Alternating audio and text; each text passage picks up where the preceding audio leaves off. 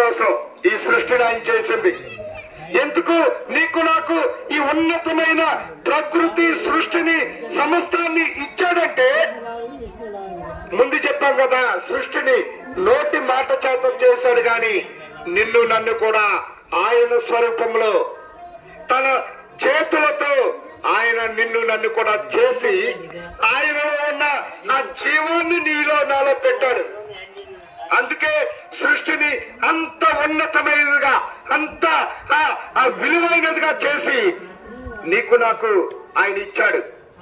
ఇచ్చామన్నాడంటే ఈ సృష్టిని నువ్వు పరిపాలించు, సృష్టిని ఏలు, సమస్తాన్ని లోబర్చుకో, నన్ను ఆరాధించని చెప్పాడు దేవుడు. కొంతకాలం మానవుడు బాగానే ఉన్నాడు. తర్వాత తన మతి నుంచి వచ్చిన ఆలోచన చేత ఆ దేవుడు ఏదైతే చేయొద్దని ఆజ్ఞాపించాడో అది చేసి దేవుడు తనకిచ్చిన జీవాన్ని పోగొట్టుకున్నట్టు బైబిల్ చెప్తుంది. ఎప్పుడైతే దేవుడు తనలో పెట్టిన జీవాన్ని పోగొట్టుకున్నాడో మానవుడి మీదకి పాపము వచ్చింది. ఈ పాపం రావటం ద్వారా మానవుడికి మరణం వచ్చింది. ఈ మరణం రావటం ద్వారా మానవుడు నిత్య నరకానికి వెళ్లిపోతున్నాడు. ఇది బైబిల్ చెప్పే సత్యం. కానీ భూమి మీద మానవుడు దేవుని మాటను పక్కన పెట్టి తన సొంత నిర్ణయాలతో ఏవేవో చేస్తూ ఆ పుణ్యకార్యాలు, యజ్ఞయాగాలు చేస్తూ నేను పరలోకం లేక స్వర్గానికి వెళతానని అనుకుని భ్రమలో ఉన్నాడు. ఇంకా ఏమనుకుంటున్నాడంటే సంవత్సరానికి ఒకసారి ఏ గొర్రెనో, మేకనో, కోడినో, ఎద్దునో, తొన్నును బలిస్తే ఆ రక్తం ద్వారా మా పాపాలన్నీ పోతాయని చెప్పి ఒక భ్రమలో ఉన్నాడు మానవుడు. ఆ భ్రమలో ఉండటం ద్వారా మానవుడు నిత్య నరకానికి వెళుతూ ఉన్నాడు. అది మనిషి గ్రహించలేకపోతున్నాడు. కానీ దేవాతి దేవుడైన దేవుడు, ఈ సృష్టిని చేసిన దేవుడు, నిన్ను నన్ను కూడా తన పోలుకో చేసుకున్న దేవుడు ఏం చేశాడంటే నీ మీద నా మీద జాలి పడ్డాడు, దయ చూపించాడు, కరుణ చూపించాడు. అయ్యో నా కుమారుడు నిత్య నరకానికి వెళ్లిపోతున్నాడు, అక్కడ అగ్ని ఆరదు, ఆ ఆత్మ చావదని చెప్పి ఆయనకి తెలుసు. ఎందుకంటే మనలో ఉన్న ఆ జీవాత్మ మనం చనిపోయిన తర్వాత రెండు మార్గాలు ఉన్నాయి. ఒకటి మోక్ష మార్గము, పరలోకము. రెండు పాతాళము లేక నరాది, అగ్నిగుండం, నరకం. ఈ మానవుడు ఏమనుకుంటాడంటే ఆ నరకానికి వెళ్లకుండా, పాతాళానికి వెళ్లకుండా ఏ కార్యాలు చేసి ఆ పరలోకం లేక స్వర్గానికి వెళ్లాలని అనుకుంటున్నాడు ఈ కార్యక్రమాల ద్వారా. కానీ బైబిల్ చెప్తుంది మానవుని పాపం పోవాలంటే రక్తం చిందించబడాలి.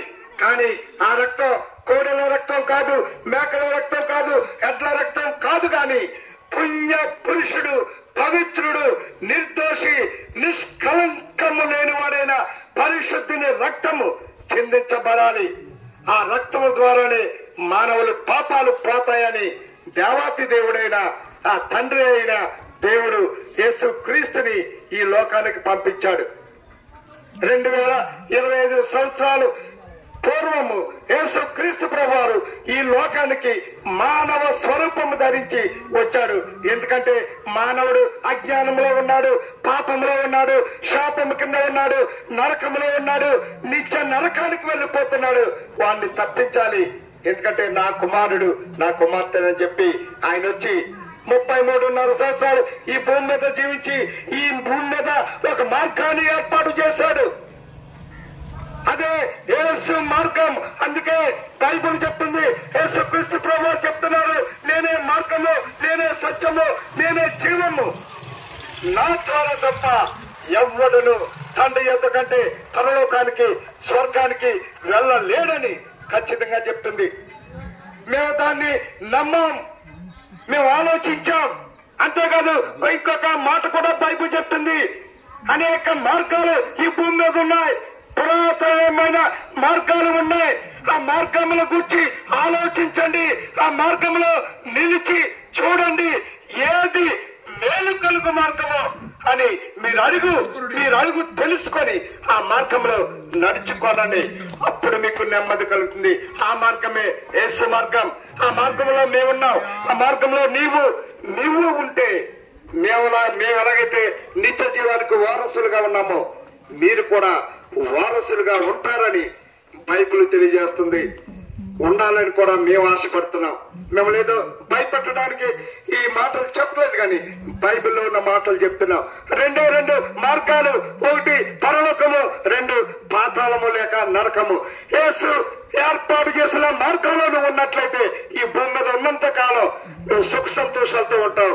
తర్వాత ఈ దేహం మట్టిలోకి పెడితే మట్టి అయిపోతే, కాలిస్తే బూడిదైపోతే, నీ ఆత్మ దేవుని దగ్గరికి వెళ్ళాలంటే ఒకే మార్గం, అదే సిలువ మార్గం, యేసు మార్గం. ఆ మార్గంలో వస్తావా? ఆ మార్గం గురించి నీవు తెలుసుకోవాలని నీకు చాలా ఆసక్తి ఉంటే మీ మధ్యలోనే దేవుని సేవకులు ఉన్నారు. ప్రతి ఆదివారం అక్కడ ఆరాధన జరుగుద్ది.